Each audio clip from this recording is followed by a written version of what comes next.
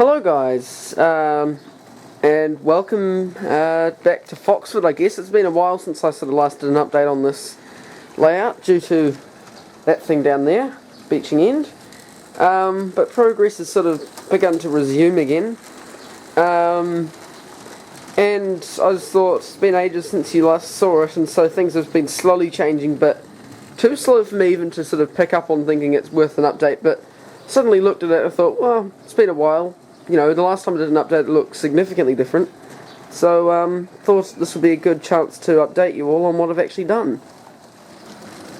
Right, so one of the major things I've done, as you can probably see, is I've added this point here. This is only temporary, I only did this about last week. But the idea is going to be to completely withdraw that whole inner loop basically around that corner. This bit here is going to stay. I will admit now, I take a lot of inspiration from James Simpson. He has a great channel, so if you haven't subscribed to him, I might pay to give his channel a visit.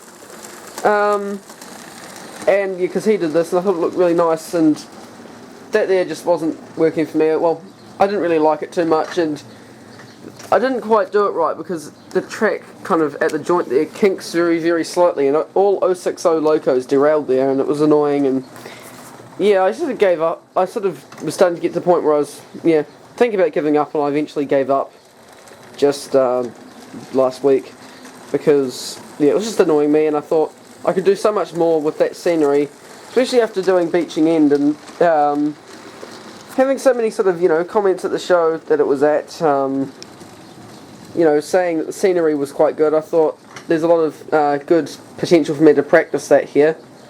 So I decided I'd change all that.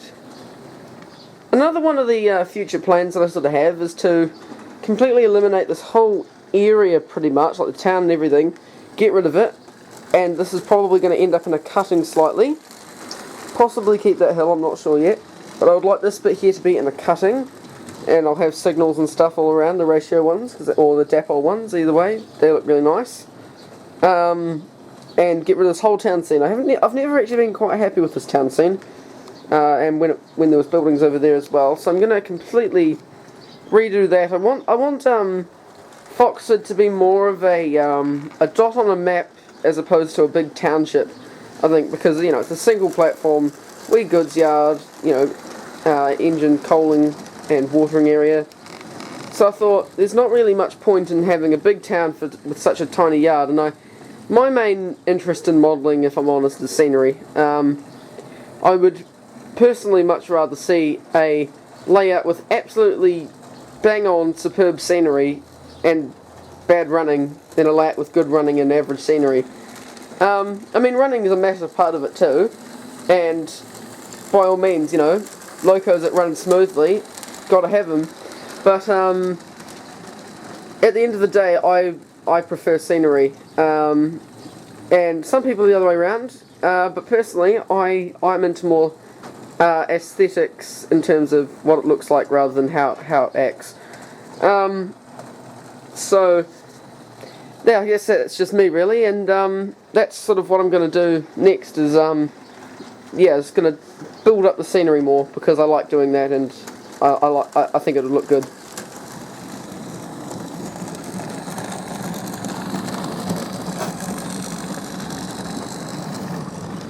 Right, so this is the next area here. Again, you have to excuse the mess.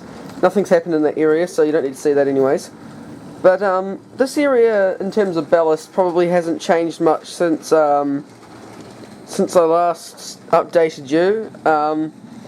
And to be honest, that's because I haven't really been around to ballasting too much, because eventually this here is there's going to be a curved point, and it's just going to link up to there because this is going to be all gone. And then those 2 points down there, just those ones there, that my fingers are linking, basically they're going to be taken out as well.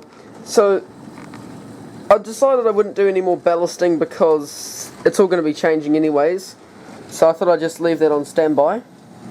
I've also installed the signal box somewhat. It's not permanent, it's actually the same one we use on Beaching End, because I decided that the kit is so fiddly that stuff making another one we can share, because Beaching End is only going to be on display to the public only a couple times a year, whereas this you know, might as well use it on here as well as beaching in, because well, I mean, it saves money, saves time, and Matthew didn't mind either. So basically I've got that in there, that just lifts out, and I'm yet to do the ground and stuff, but I have now actually got the wee, sorry if I just take the camera in my hand, got the wee compound there done, and that looks quite nice. Probably looks better in real life than it does on camera, but that's quite, yeah, it's come out quite good. So I'm quite pleased with that. Just did that today really, so that just sits in there nicely. We'll come round and look more at the station. There's my pannier there. I managed to get that to run today. Very pleased with that. Managed to fix up all the rods and stuff. Just straighten up the signal box there. You can see there's enough room just in there for to access the door. And then coming around and looking at the station, I did attempt to draw on the valancing to make it look like Great Western. Came out okay. Might need to repaint it or whatever. Probably looks best on the actually on the back there.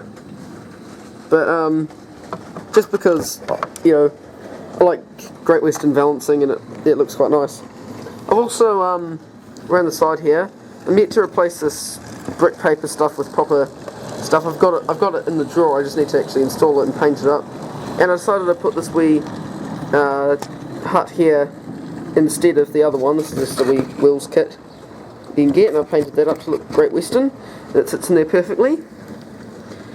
Also added the wee lamps. They're also the wee model scene ones by Pico, and they've been painted up to look GWR in stone 1 and 2 / light and dark stone.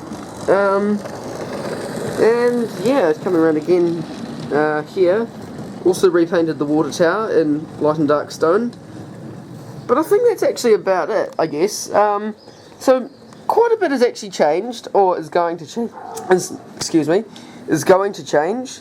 But for now, I thought I'd just update you and let you know what has happened and the plans for the future of Foxford and the surroundings. So hope you enjoyed this video. Thank you very much for watching. Please remember to like, comment and subscribe if you've enjoyed this video. And if you've already done that, we'll see you next time. Bye for now.